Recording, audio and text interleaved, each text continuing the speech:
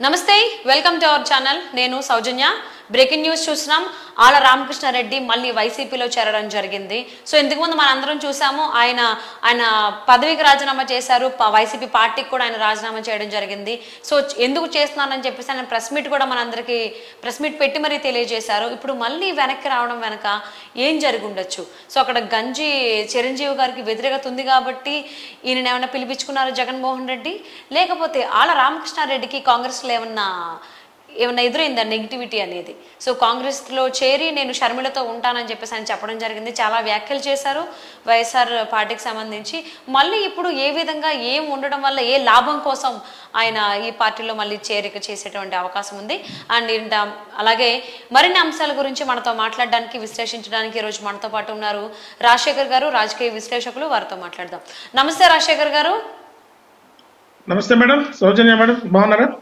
Yeah బాగున్నానండి so Mangalagiri స్థానానికి సంబంధించి గట్టి పోటీ ఇవ్వాలి లోకేష్కి అని చెప్పేసి అని జగన్మోహన్ రెడ్డి భావిస్తున్నట్లుగా మనకు వార్తలు వస్తున్నాయి ఇక్కడ ఆల రామకృష్ణారెడ్డి గురించి కన్నా మనం మాట్లాడుకున్నట్లయితే ఆయన ఇంతకు ముందు కొన్ని రోజుల క్రితం కూడా ఆయన ప్రెస్ మీట్ పెట్టి వైసీపీ పార్టీకి రాజీనామా చేయడం జరిగింది అలాగే పదవికి కూడా రాజీనామా చేయడం జరిగింది సో ఎందుకు నేను రాజీనామా చేస్తానని చాలా క్లియర్ కట్గా ఆయన ప్రెస్ మీట్ పెట్టి కూడా చెప్పడం జరిగింది సో కొన్ని రోజుల తర్వాత నేను షర్మిలతోనే ఉంటాను షర్మిల అడుగుజాడల్లోనే ఉంటానని చెప్పేసి కాంగ్రెస్లో చేరారు అంటే అక్కడ ఏమన్నా నెట్టేయడం జరిగిందా లేకపోతే ఈయన స్వాగతించలేదా ఈయన ఏమైనా హర్ట్ అయ్యారా ఎందుకు మళ్ళీ వైసీపీలో చేరుతున్నారు అని భావించవచ్చు అంటారు ఏం జరిగి ఉండొచ్చు ఆంతర్యం ఏమై ఉండొచ్చు అంటారు అంటే ఆళ్ల రామకృష్ణారెడ్డి గారి ఉదంతాన్ని మనం విశ్లేషించుకోవాల్సి వస్తే ఆళ్ల రామకృష్ణ గారు పార్టీలోంచి బయటకు వెళ్ళేటప్పుడు వైసీపీని కానీ లేకపోతే జగన్మోహన్ రెడ్డి గారిని కానీ ఏ ఒక మాట అనకుండానే నేను రాజకీయాల నుంచి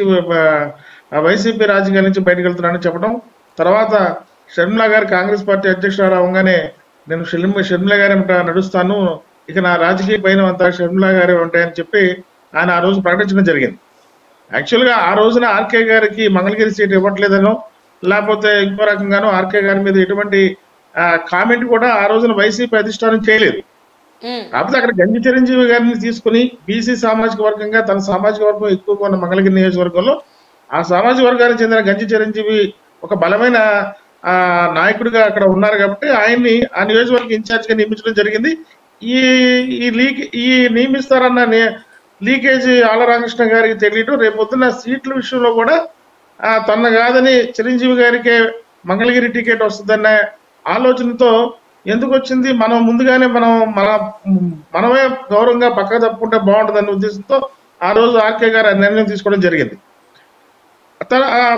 తదనంతరం జరిగిన రాజకీయ పరిణామాలు ఏదైతే షర్మిల గారు కాంగ్రెస్ పార్టీ అధ్యక్షురాలుగా ఆంధ్రప్రదేశ్ రాజకీయాల్లోకి అడుగుపెట్టారో ఆ రోజు నుంచి ఆవిడ సమక్షంలో ఆయన కాంగ్రెస్ పార్టీలో కూడా జాయిన్ అవడం వేగవంతంగా జరిగిన పరిణామాలు అయితే ఎన్నికల దగ్గర పడుకున్న కొద్దీ కాంగ్రెస్ పార్టీ రాష్ట్రంలో అనుకున్నంతగా ఏదైతే షర్మిల గారు అధ్యక్ష స్థానం వహించిన తర్వాత అనుకున్నంత రీతిలో ఆ పార్టీలో కార్యక్రమాలు కానీ లేకపోతే ఆ పార్టీ యొక్క పునరేకీకరణ అంటే బయట పార్టీల నుంచి ఆ పార్టీలోకి జాయినింగ్స్ కానీ లేకపోతే ఆ పార్టీలో ఉన్న శ్రేణుల్లో ఉత్సాహం కానీ ఇవన్నీ కూడా అనుకున్నంతగా జరగకపోవడంతో ఏదైతే ఆర్కే గారు మళ్ళీ పునరాలోచనలో పడి తన రాజకీయ జీవితం కాంగ్రెస్ పార్టీలో కొనసాగినట్టయితే ఇబ్బందులు కలుగుతాయేమో ఇక అన్న ఆలోచన ఒకటే ఉండొచ్చు రెండోది మనం ఏదో అవునన్నా కాదన్నా జగన్మోహన్ రెడ్డి గారికి ఆత్మబంధువులు అంటాడు ఆర్కే గారండి ఈ రోజున తెలంగాణ సంబంధించి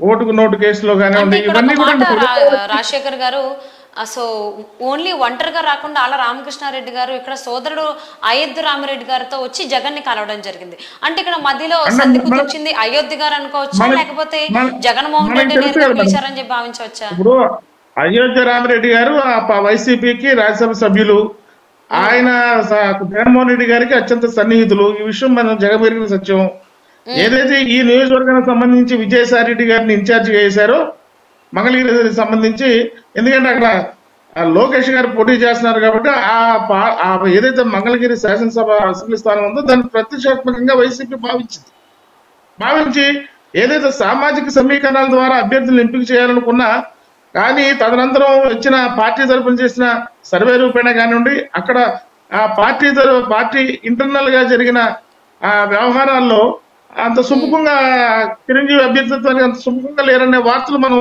వినిపిస్తా ఉన్నాయి. కాబట్టి ఓకే.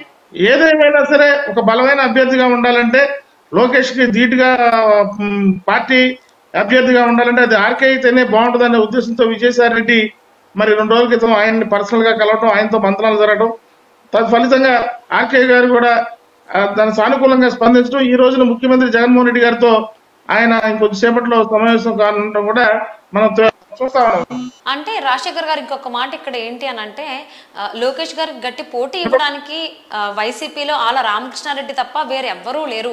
అందులోనూ గంజి చిరంజీవిని అనుకున్నారు, నెక్స్ట్ అలాగే కాండ్రు కమల్ గారిని అనుకున్నారు, ఇంకా చాలా హనుమంతరావు గారిని అనుకున్నారు. ఇలా పలు రకాలైనటువంటి పేర్లు వినిపించాయి మంగళగిరి నియోజకవర్గానికి సంబంధించి.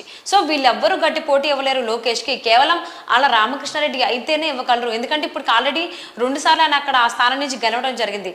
అక్కడ లోకల్ కాకపోయినా ఆయన బేసిక్ గా సత్తెనపల్లికి సంబంధించిన వ్యక్తి అయినా కానీ మంగళగిరిలో ఇప్పటికీ 2 సార్లు గెలిచారు. సో మళ్ళీ ఇంకొకసారి గెలిస్తే 3వ సారి గెలిచినట్టు అవుతుంది. సో ఆర్కే మాత్రమే లోకేష్ కి గట్టి పోటీ ఇవ్వగలరు అనేటువంటి ఉద్దేశంతోనే జగన్మోహన్ రెడ్డి విజయసాయి రెడ్డిని పంపించి సంధి కుదిరించారు. అలాగే ఐదురామరెడ్డితో ఆయన వచ్చి ఆర్కే జగన్మోహన్ రెడ్డి కలవడం జరిగింది అని చెప్పి అనుకోవచ్చు అంటారా? అది అది కొంతవరకు అదే వాస్తవంగా మనం భావించవచ్చు. అంటే అయోధ్యరామరెడ్డి అనే నా సోదరుడు, ఆర్కేకి సోదరుడు కాబట్టి ఆయనతో కలిసి రావడం అనేది దాని ప్రత్యేకంగా చూడనక్కర్లేదు. అందులో అయోధ్యరామరెడ్డి గారు ఆ పార్టీకి రాజ్యసభ సభ్యులు, ఎంపీగా ఉన్నారు. కానీ ఇక్కడ మెయిన్ మనం చూడాల్సింది ఏంటంటే అయోధ్యరామరెడ్డి గారు కాదు, విజయసాయి రెడ్డి గారు యొక్క ఏదైతే ఆ సంధి ప్రయత్నాలు ఉన్నాయో అవి ఫలించినాయి.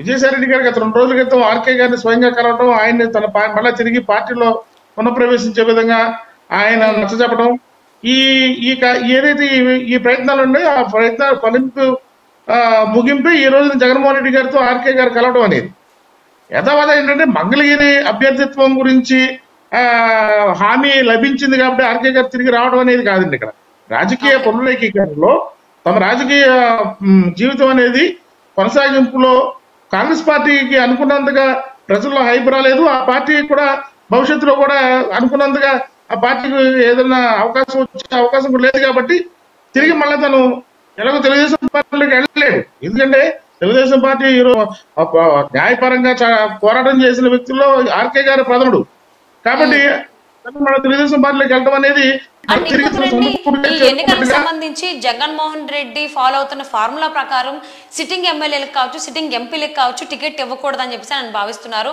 అందుకే చాలా మార్పులు చేర్పులు బదిలీలు కూడా చేస్తున్నాడు జగన్మోహన్ రెడ్డి. అంటే మరి మంగళగిరి స్థానానికి సంబంధించి ఆ ఫార్ములా ఫాలో అవ్వట్లేదా, అవ్వలేకపోతున్నాడా జగన్మోహన్ రెడ్డి అంటే మీరేమంటారు? ఇక్కడ ఒకటి గమనించాలి మేడం, సిట్టింగ్ ఎమ్మెల్యేలను అందరినీ మార్చడం 151 సిట్టింగ్ 151 ఎమ్మెల్యేలను మార్చట్లేదు. ఎక్కడైతే ప్రజలు ఆ స్థానిక ఎమ్మెల్యే అనుచరగణం మీద వ్యతిరేకత ఉందో దానికి సంబంధించి మార్పులు చేర్పులు అనేది పక్కన పెట్టేశారా? అలానే కాదండి. అంటే నేను సొంత సామాజిక వర్గం మారిస్తే వ్యతిరేకత ఎక్కువ రాదు, ఎందుకంటే మనలే కదా సరే అనే చూసి సరే ఉండవచ్చు. రాజకీయాల్లో వ్యూహాలు ఉంటాయి కానీ కుట్రలు కుతంత్రాలు ఉండవు. కేవలం మన వర్గాన్ని పక్కన పెట్టేయాలి లేకపోతే ఇంకోళ్ళు చేయాలనేది ఉండవు. వ్యూహాల్లో ఇది ఒక భాగం. సిట్టింగ్ ఎమ్మెల్యేలను కాకుండా సిట్టింగ్ ఎమ్మెల్యేలను ట్రాన్స్ఫర్లు ఎక్కువ చేశారు.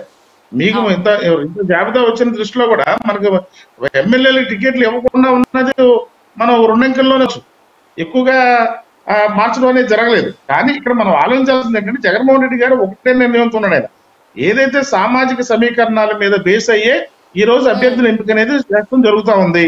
ఇది రాష్ట్ర వ్యాప్తంగా ఇక్కడ ఆ నియోజకవర్గాల్లో ఎక్కువ జనాభా లేకపోతే ఎక్కువ ఓటింగ్ కలిగిన సామాజిక వర్గాలు ఏదైతే ఉన్నాయో ఆ సామాజిక వర్గాల్లో బలమైన అభ్యర్థినే వైసీపీ పెట్టడం జరిగింది. దానిలో భాగంగానే గంజి చిరంజీవి గారిని మంగళగిరి అభ్యర్థిగా ప్రకటిద్దామనేది అనుకున్నారు.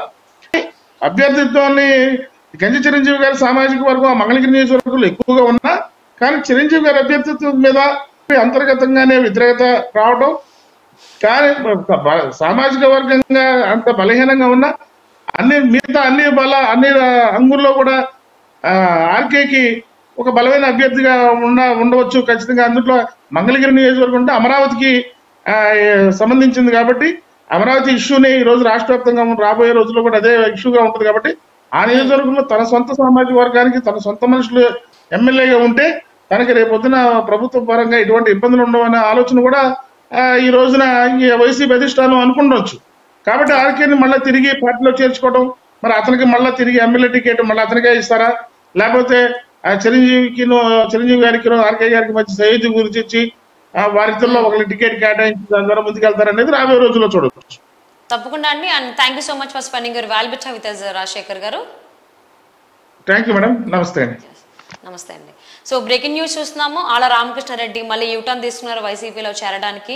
సో ఈరోజు చేరిక కంటే ముందే రీసెంట్ టైమ్స్లోనే విజయసాయి రెడ్డి వెళ్ళి పర్సనల్గా కలిసి సంధి కుదిర్చారు అన్నట్టుగా మనకు వార్తలు వినిపిస్తున్నాయి. మరి ఇక్కడికి మంగళగిరి నియోజకవర్గంలో యాజ్ ఎమ్మెల్యేగా గంజి చిరంజీవి నిలబడిపోతారా, లేకపోతే ఆళ్ళ రామకృష్ణారెడ్డి మళ్ళీ రిపీట్ అవుతారా? సో జగన్మోహన్ రెడ్డి ఫాలో అవుతున్నటువంటి ఫార్ములా ప్రకారం చూసుకున్నట్లయితే సిట్టింగ్ ఎమ్మెల్యేలకి ఎంపీలకి ఇవ్వకుండా చిన్న చిన్న మార్పులు చేర్పులు చేయడం జరుగుతోంది. వాళ్ళ సామాజిక వర్గానికి ఎక్కువ ఇంపార్టెన్స్ ఇస్తున్నట్టుగా కూడా మనకు వార్తలు వినిపిస్తున్నాయి.